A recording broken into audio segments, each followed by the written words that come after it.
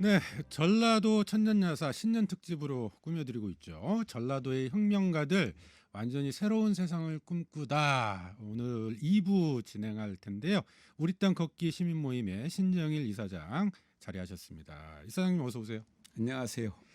자, 오늘 전라도의 혁명가들 두 번째 시간인데 오늘 김계남 장군.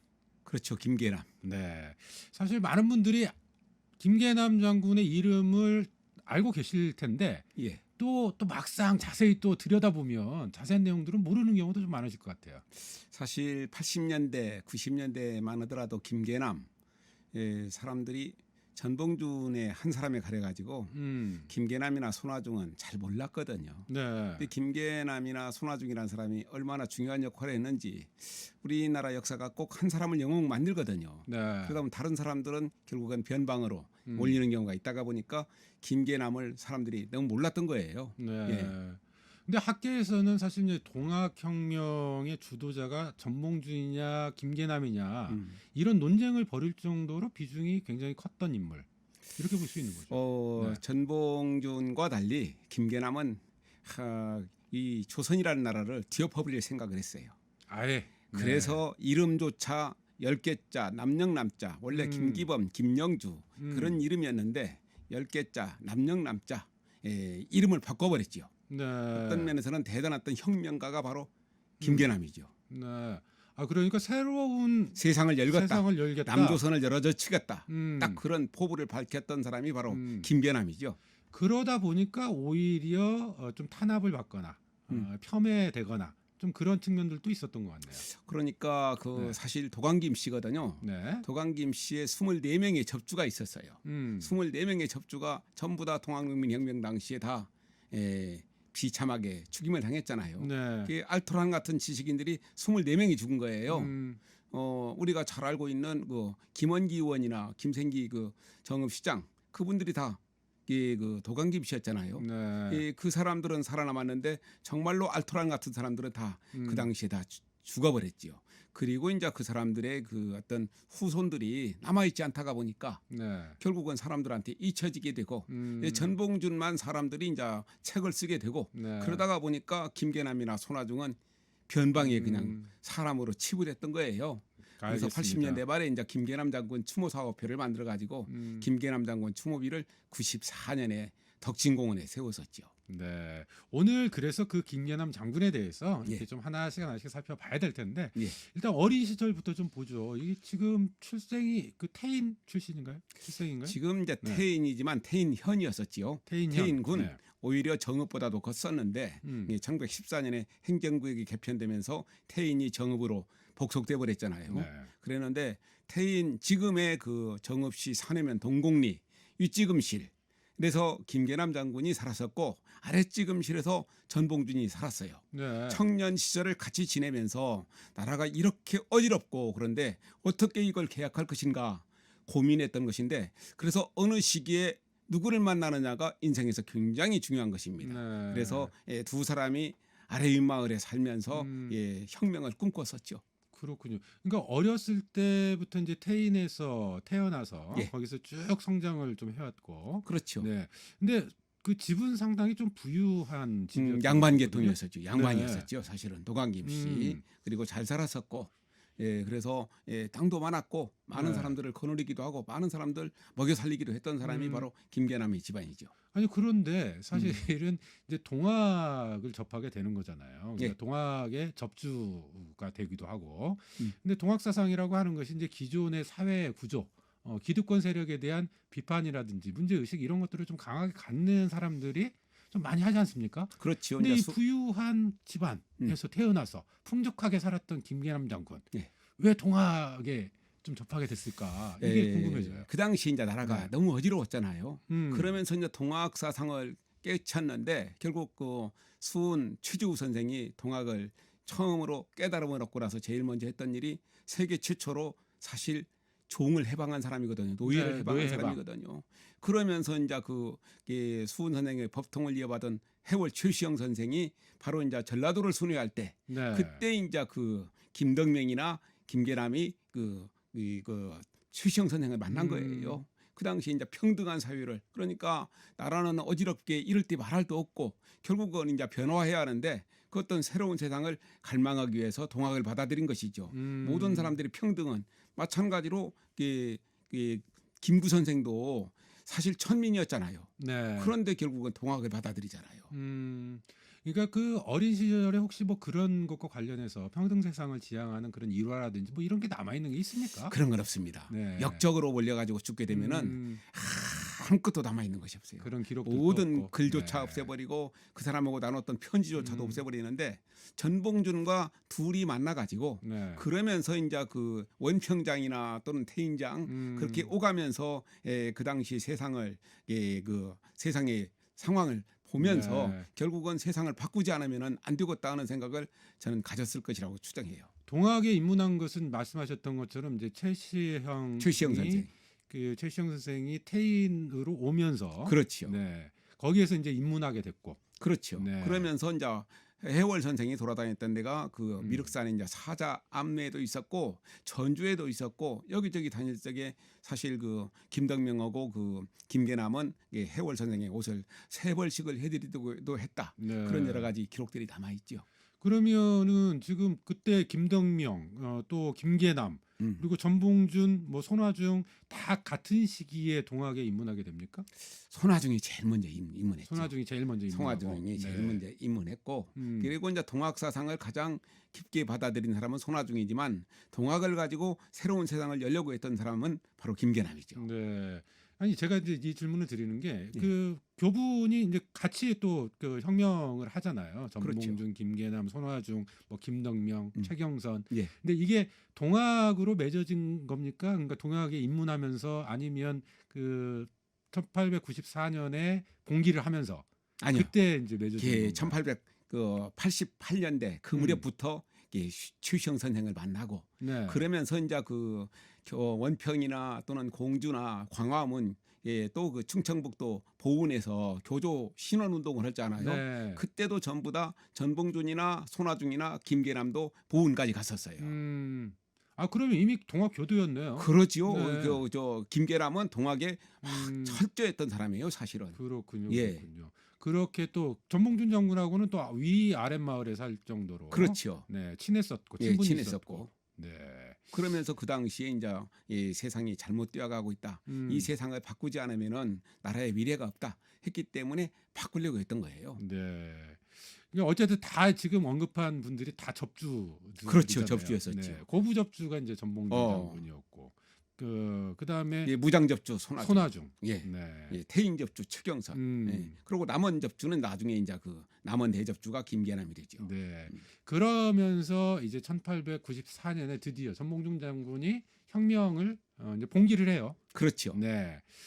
그 봉기를 하면서 백산에서 봉기를 할 때 이제 김계남 장군도 이제 거기에 같이 합류를 하는 거잖아요. 같이 합류해 가지고 그곳에서 이제 전열을 정비하죠. 그러면서 네. 동도대장 전봉준 그다음에 총 관령해 가지고 그 네. 전부 다 그 김계남이나 손화중이나 직제를 얻게 되고 거기에서 최초의 그 직제 개편을 하게 되는 것이죠. 총관령이면 총관령. 그러니까 뭐 어떤 직책이라고 봐야 돼요? 참모장 뭐 이 정도 직책인가요? 아니면 네. 뭐 얘기한다면은 그 뭐 영의정이나 좌우정청처럼 그런 네. 이게 총 대장이 있죠. 네.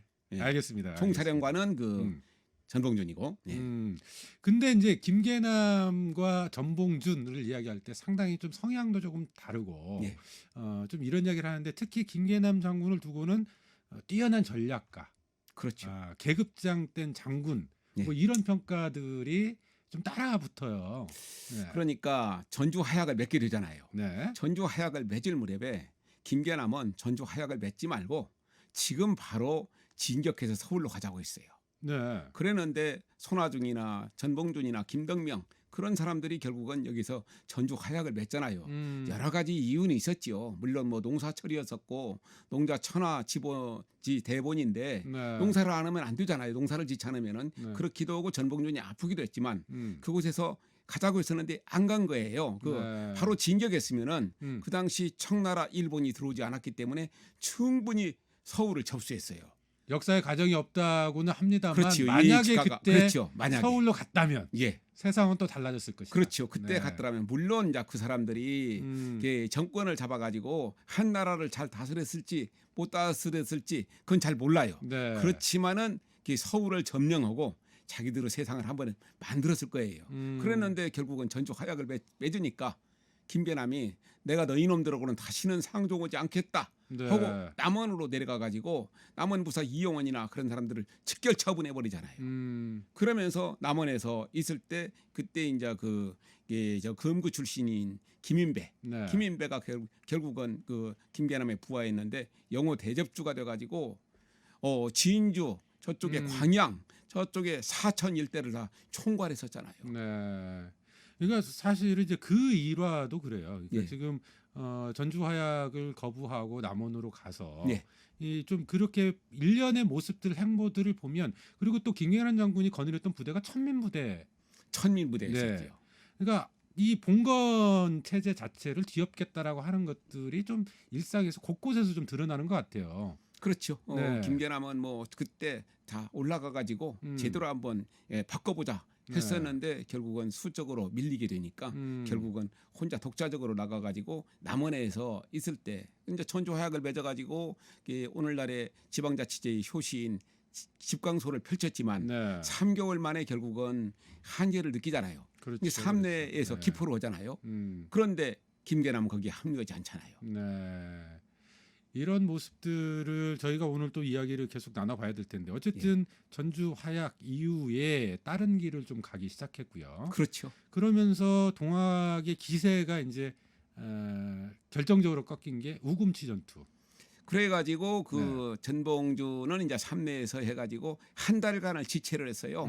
북저보고 남저보고 여러 가지 협상이 잘못돼가지고 한 달간을 지체했었고 그때 이제 김계남은 그 상의하면서 기도를 하고 그 사람들하고 어울리지 않았는데 남원에서 전주까지 올 때 김계남의 부하들은 전부 다 군복을 입었다고 그래요. 네. 남원에서 전주까지 오는 길에 그냥 꽉 들어차가지고 그 사람들이 이제 금산 그다음에 옥천 청산 거쳐가지고 청주성으로 갔지요. 네. 청주성에서 이제 대패를 하게 되는데 전봉준 같은 경우는 삼내에서 모였다가 결국은 한 달을 지체하고 나서 올라가 가지고 우금치에서 대패하고 말잖아요. 아니 근데 왜 그러면 같이 안 가고 왜 청주성 공략을 하잖아요. 김계남 장군이. 왜 그쪽으로 간 거예요? 그건 이제 자기만의 그 독자적인 세력을 이끌고 청주성으로 해가지고 서울로 올라가려고 했었죠. 여러 갈래 길이 있는데 그러면 다 서울로 향하자라고 하는 것에 그렇죠. 대해서는 함께 하는데 그 길만 다르게 그렇죠. 금산으로 해가지고 청주로 해서 자기의 그 어떤 직계 부대들을 거느리고 그리 갔죠. 네. 아니 그러니까 둘 사이에 좀 뭔가 불화가 있거나 좀 이래서 그런 행보를 보인 건지 아니면 전략적으로 그것은 이제 밝혀지지는 않았지만 네. 어떤 둘 다 독자적으로 해가지고 결국은 그 같이 가면은 오히려 그 피해를 입을 것 같이 생각하지 않았는가 그런 네. 생각을 해요. 뭐 어쨌든 뭐 관군도 그 때문에 분산이 되긴 됐어요. 그렇죠. 네. 관군도 일본군도 분산되고 그렇죠. 그런데 나중에 이제 어금치 싸움에서 지고 나서 전봉준이 나중에 공초를 받으면서 그러잖아요. 10,000명을 데리고 한 번 싸웠더니 3,000명 남았고 3,000명 데리고 한 번 싸웠더니 500명 남았더라. 그러니까 일본군이나 관군은 기관단총에서부터 우수한 화력을 가지고 하는데 네. 결국 그 동학군들은 스스랑 들고 낫들고 그렇게 싸워가지고 이기겠습니까? 그래서 알베르 까미가 부조리의 철학자잖아요. 부조리를 어떻게 명명하느냐? 부조리는 한 사람의 칼을 든 사내가 기관총 부대를 습격하는 행위가 바로 부조리다. 바로 동학군하고 일본군 관군하고 싸운 것이 부조리한 싸움이었었지요. 이런 실패 결국에 이제 동학의 운명이 여기서 갈리게 됩니다. 그렇죠. 그 이후에 이제 뭐 어쨌든 계속 패배하는 좀 네. 이런 모습들을 좀 보이게 되는데 이제 여기서 궁금한 게 이제 그거예요. 전봉준 장군과 김계남 장군 어렸을 때부터 청년 시절 때부터 끝을 같이 했었던 그리고 또 봉기도 같이 했었던 이런 동지잖아요. 혁명의 동지인데 결국은 길을 좀 달리하기 시작하거든요. 그렇죠. 네. 길을 달리했죠. 왜 그랬는지 사실은 그걸 우리가 좀 유추를 해봐야 될 것 같아요. 근데 거기에서 김계남 장군이 전봉준 장군에 비해서 훨씬 더 급진적이고, 네, 조금 더 혁명적이라고 해야 예, 될까요? 예. 좀 그런 특성들도 좀 작용했던 것 같아요. 그렇죠. 사실 전봉주는 그 서당 훈장이었었잖아요. 그러면서 물론 나중에는 이제 많이 변화했지만 어떤 그 정부에 대한 나라에 대한 것들도 일말에 많은 것을 가지고 있었는데 근데 김계남 같은 경우는 나라를 뒤엎어버릴 생각을 했잖아요. 이름까지 네. 바꿨으니까 그 노선의 차이가 바로 그것이라고 생각해요. 그러면 흥선대원군과의 관계도 참 여러 이야기가 나오잖아요. 예. 그러니까 전봉준 장군과 흥선대원군의 뭐 관계 서로 뭐 편지도 주고받고 네. 사실은 여러 가지 협력도 하고 뭐 했다라고 하는데 김계남 장군과 또 흥선대원군 간의 관계에 대해서도 이야기가 좀 일부 있기는 있는 것 같더라고요. 근데 뭐 그렇게 김계남 그러니까 남원 집회를 열었었어요. 네. 그러니까 그 2차 기포를 하기 전에 남원 집회를 열었을 때 손아종, 김계남, 전봉준 그런데 손아종이는 후위를 도모하자. 조금 그러고 전봉준은 기다리자. 아니다. 지금 일어나야 한다. 세 사람 의견이 바뀌었었거든요. 네. 그 대원군이 사실은 그 당시는 뭐 이빨 빠진 호랑이거든요. 네. 그렇게 힘이 없었어요. 솔직한 얘기로. 그러니까 봉건 정부, 그러니까 그 봉건 조정에 대한 입장, 태도의 차이가 좀 흥선대원군이라고 하는 것을 매개로 해서 그렇죠. 좀 나타나는 것 같아요. 그렇죠. 네. 그러니까 김연한 장군 같은 경우는 뭐 아예 그 봉건 체제 자체를 뒤엎어버리자. 그렇죠. 이런 입장이었기 때문에 그러니까요. 아무래도 이제 여러 가지로 좀 전주화약도 그렇고 그 외의 행보도 그렇고 예. 조금씩 달라질 수밖에 없었던 것 같아요. 그렇죠. 네. 그렇게 해서 결국 우금치 이제 패배 이후에 근데 또 그 전봉준 장군도 그렇고 김계남 장군도 그렇고 나중에 체포되어서 죽음에 이르는 과정을 보면 참 또 같은 날 체포가 됐죠. 같은 날 체포됐죠. 네. 그런데 각각 이제 다른 장소에서. 네. 그 전봉준은 그 피놀이에서 부하 접주했었던 김경천이가 고발해가지고 붙잡혀가는데 그 도망가려고다가 담을 넘다가 네. 관군이 내려친 몽둥이에 맞아가지고 다리가 부러져가지고 들것에 실려서 서울로 갔잖아요. 김계남 같은 경우는 바로 회문산으로 갔었거든요. 네. 종성리에 숨어 있는데 나중에 의병장이 되는 임병찬이가 우리 마을로 올라오면 내가 숨겨 죽었다 해놓고는 바로 고발을 해가지고 네. 아침에 김계남이가 화장실에서 대변을 보고 있는데 황은주랑 에워싸고 너희 놈 나와서 오랏줄을 받아라 하니까 내 올 줄 알았다. 허허. 그렇지만 똥은 다 누고 나가겠다 하고 네. 나오니까 오랏줄에 묶어가지고 집둥아리 묶어버렸어요. 그래가지고 김계남의 후화 세력들이 많으니까 가다가 탈취될 것을 염려해가지고 집둥아리에 묶여가지고 전주에 와가지고 지금 서문교에 있는 서교장에서 목이 잘려가지고 목을 자르고 나서 그 당시에 전라감사가 이도제였었는데 그 목을 잘라가지고 배를 갈랐어요. 네. 배를 가르니까 다른 사람의 간보다 배가 크더라. 그것을 김계남의 원한이 깊었던 사람들이 다 씹어먹었다. 그것이 매천황연의 오화기문에 실려 있습니다. 네. 그러니까 그런 체포와 죽음의 이제 기록들만 지금 남아 말씀하셨는데. 그렇죠. 김계남 같은 네. 경우는 목만 상자에 넣어가지고 서울 올라갔고 네. 전봉준 같은 경우는 다리가 부러진 채로 들것에 실려서 올라갔고 네. 손아종, 김덕명, 최경선은 오랏줄에 묶여서 올라갔잖아요. 네. 이게 김계남이가 올라가자고 했을 때 올라갔더라면은 그 우금치 금광을 네. 자유스럽게 올라갔을 것인데 그 올라가지 않았기 때문에 그렇게 비참한 모습으로 네. 끌려갔거든요. 김계남이 잡혀갈 때 백성들이 불렀다는 노래가 전에 그렇지요. 네. 그러니까 개나마 김계남아 수천 군사 어디다 두고 집둥아리에 실려서 가다니 그게 웬 말인가. 덕진공원의 김계남 추모비에다가 그걸 새겼죠. 개나마 네. 김계남아를. 지금 근데 그 앞서 이제 전봉준 장군이나 이런 그 다른 지도자들과는 다르게 바로 전주성에서 이 전주에서 처형을 당했어요. 그러니까 그건 부하 세력들이 많다가 보니까 그만큼 네. 부하 세력들이 많다가 보니까 김계남을 서울로 올려보내면은 가다가 탈취될 것을 그렇죠, 염려해가지고 그렇죠. 네. 결국은 나중에 동학민혁명이 끝나고 나서 전봉준이나 손아중이나 김덕명 그런 사람들은 다 사라져버리지만 김계남의 후하 세력들이 1차, 2차, 3차 의병전쟁의 주역이 되고 그 사람들이 결국은 그 중에서 한 사람이 나중에 그 진주 형평사 운동이 있죠. 네. 형평사 운동을 김계남의 후화 세력들이 조종을 해요.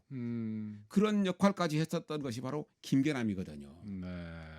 그 앞서 이제 도광김 씨도 24명이 접주가 됐었고 다 죽었지요. 다 죽었다라고 했었는데 후손들이 그 이후에 어떤 삶을 후손. 살았는지 이것도 좀 궁금해져요. 아들이 하나가 살았었는데 네. 아들이 하나가 있었는데 성을 박씨로 바꿨어요.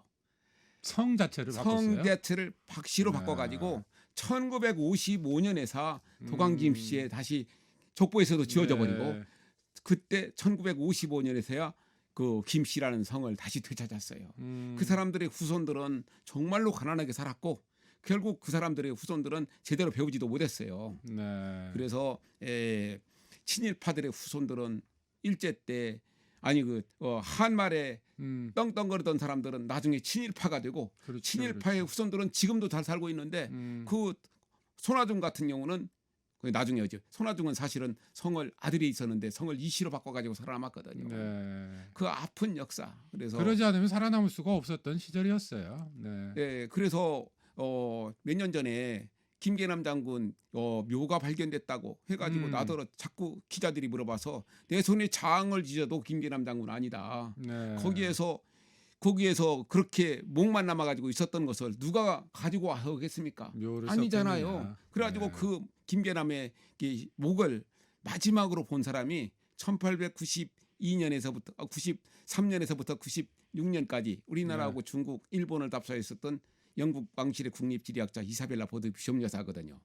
그분이 김계남의 목을 네. 봤어요. 동학군들의 그 역모를 했기 때문에 험악하게 생길 줄 알았더니 가서 보니까 잘 생겼더라. 네. 그런데 아이들이 막 그 시체에다가 막 그 장난을 하고 있는 걸 봤다. 눈물 지었다. 그리고 나서 사라졌어요. 실패한 혁명이라고 불렸었지만 오늘날 평가는 좀 완전히 달라졌어요. 실패한 혁명도 혁명이거든요. 그리고 또 조선왕조가 망한 지가 지금 백몇십 년이 흘렀잖아요. 네. 그런데도 우리가 그걸 역적이라고 하면 안 되잖아요. 동학혁명 자체가 이제 신원되는 과정에서 또 동학혁명의 그 지도자들 네. 그 중에서 특히 그동안 조명이 덜 됐었던 이 김계남 장군 네. 이런 좀 자세히 우리가 알아가는 것도 굉장히 중요한 의미가 있을 것 같아요. 그래서 김계남 대단한 사람이죠. 그래서 토지의 작가 그 박경리 선생이 네. 토지에서 김계주를 등장시키잖아요. 네. 그게 바로 김계남입니다. 그래서 박경리 선생하고 제가 통화를 오랫동안 한 적이 있었는데 박경리 선생은 김계남은 세계적인 혁명가다. 딱 그렇게 정의를 했었습니다. 알겠습니다. 자, 동학농민혁명 중심에 김계남 장군이 있었습니다. 전라도 천년여사 신년 특집 완전히 새로운 세상을 꿈꾸다 전라도의 혁명가들 오늘은 김계남 장군 이야기 풀어봤습니다. 오늘 말씀 고맙습니다. 감사합니다.